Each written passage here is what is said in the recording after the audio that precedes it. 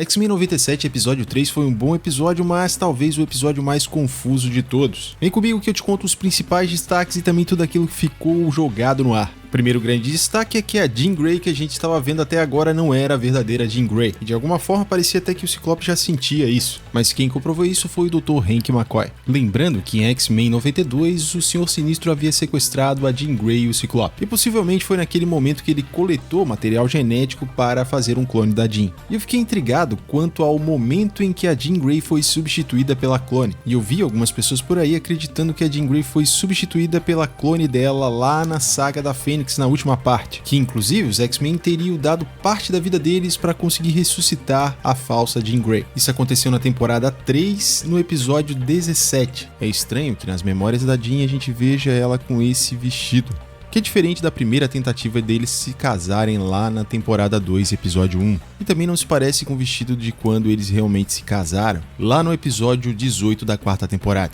Nos fragmentos da memória da Jean, temos essa memória dela ali com a Fênix, que acontece isso somente na parte final da saga da Fênix. Ou seja, não estou convencido dessa teoria de que a Jean Grey já havia sido substituída na parte final da saga da Fênix. Embora tenha essa cena do clone da Jean e ela no laboratório do Dr. Sinistro, isso é algo que não temos lá na versão de X-Men 92. Eu não descarto a possibilidade de que isso possa ter acontecido quando a Jean retorna para a Terra depois dela desaparecer, quando ela leva a Fênix para o Sol, mas o episódio não esclarece isso muito bem, deixando meio vago. O Senhor Sinistro levou a Jean Grey pela primeira vez lá na segunda temporada de X-Men 92. Porém, eu penso que ficaria muito melhor se essa substituição da clone tivesse ocorrido lá na quarta temporada, no arco chamado Acima do Bem e do Mal. O Senhor Sinistro, nesse arco, pela segunda vez, consegue sequestrar a Jean Grey, dessa vez sozinha. E o objetivo do Apocalipse era dominar o tempo utilizando o poder dos telepatas. Então poderiam encaixar nesse momento a substituição da Jean Grey pelo clone, embora isso não seja revelado em X-Men 92. Porém, a meu ver, faz muito mais sentido ter ocorrido nessa quarta temporada do que antes da saga Fênix. Convenhamos que seria no mínimo tosco a gente descobrir que na verdade o pessoal se sacrificou para salvar a falsa Jean Grey. E eu espero que seja revelado isso mais à frente, porque se a substituição ocorreu nesse momento, a verdadeira Jean Grey é casada com o Ciclope, já que ela é sequestrada justamente logo após o casamento. E após o fim do arco Acima do Bem e do Mal, quando a Jean Grey retorna, na verdade seria a clone, já com todas as memórias da Jean Grey. Por enquanto isso é só uma suposição, mas eu acredito que se encaixaria melhor do que a primeira teoria em que acreditavam que a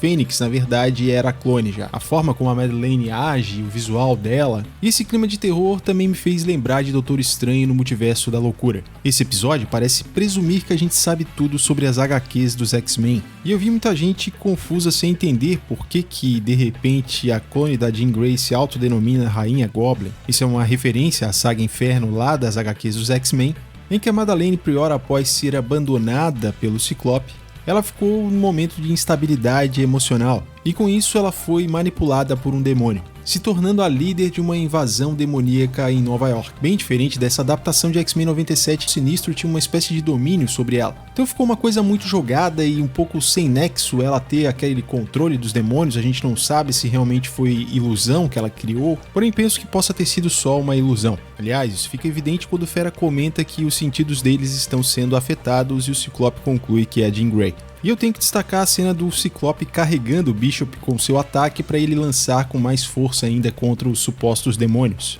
E a bela cena da chegada da Jean Grey ali como um anjo salvador. Muita gente estranhou o fato do Magneto parecer nerfado quando foi enfrentar a clone da Jean Grey. E ali a minha interpretação é que na verdade ele estava um tanto cansado por, entre aspas, treinar muito com a vampira. Aliás, a vampira é bem cara de pau com o Gambit, né? Tudo indica que ela está traindo ele e finge que não está acontecendo nada. Outra coisa que chamou a atenção nesse episódio foram os medos projetados de cada um dos personagens. E é claro, o fato do Morpho parecer ter algo mais além do que a amizade pelo Wolverine. O Morpho, nessa versão de X-Men 97, ele é descrito como não binário, algo que não era evidente lá na versão do X-Men 92. Inclusive a mudança do visual dele, que ele aparece sem rosto, vem de uma versão alternativa do personagem em A Era de Apocalipse.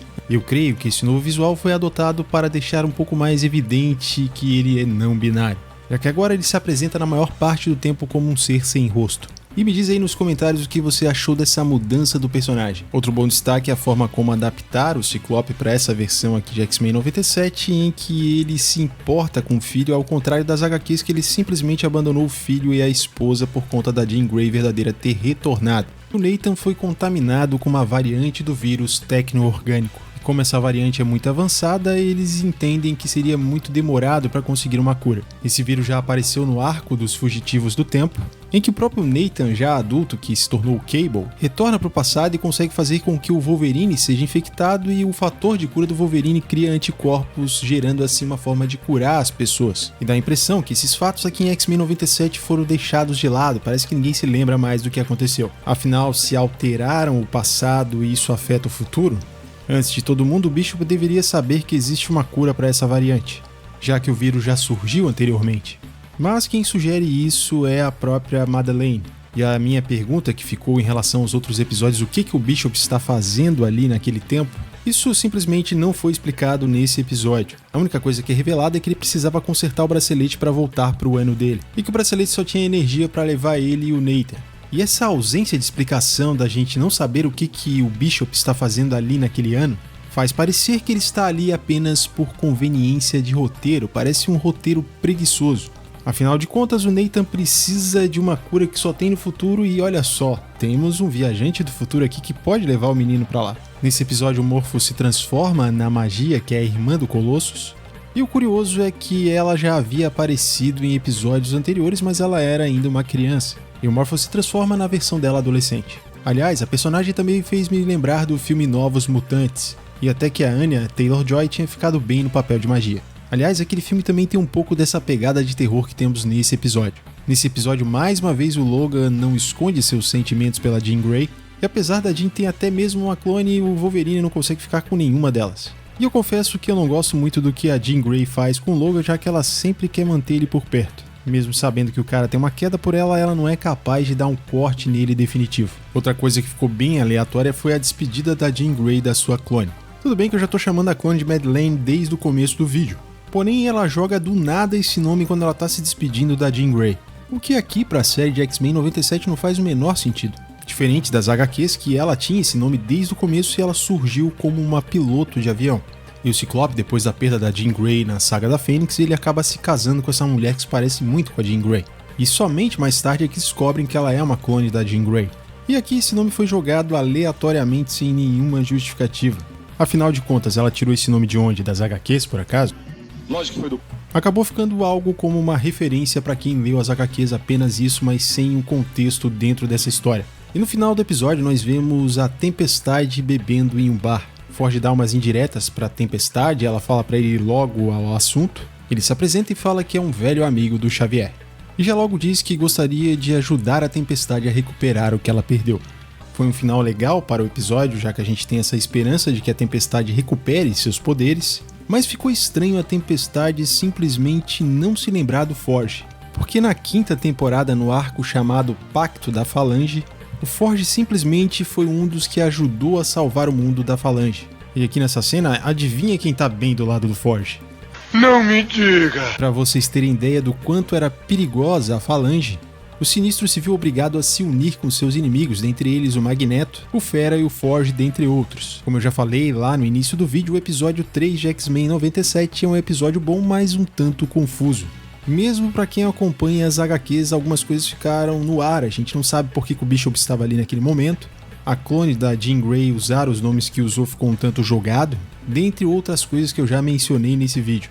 Para mim, esse episódio aqui ele é inferior aos dois primeiros em questão de adaptação e de história. Algumas coisas ficaram melhores do que nas HQs, mas talvez a adaptação aqui da Madeleine Pryor não precisasse ser tão rápida assim, para que as coisas não ficassem tão jogadas no ar como ficaram. Se você gostou do vídeo, se inscreve no canal, deixa o seu like, porque aqui eu pretendo trazer coisas que eu não estou vendo os outros canais comentarem sobre X-Men.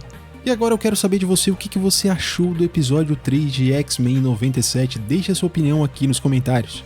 Confere agora a sugestão de vídeos finais porque tem mais vídeos de X-Men para você conferir aqui. Valeu e até o próximo vídeo.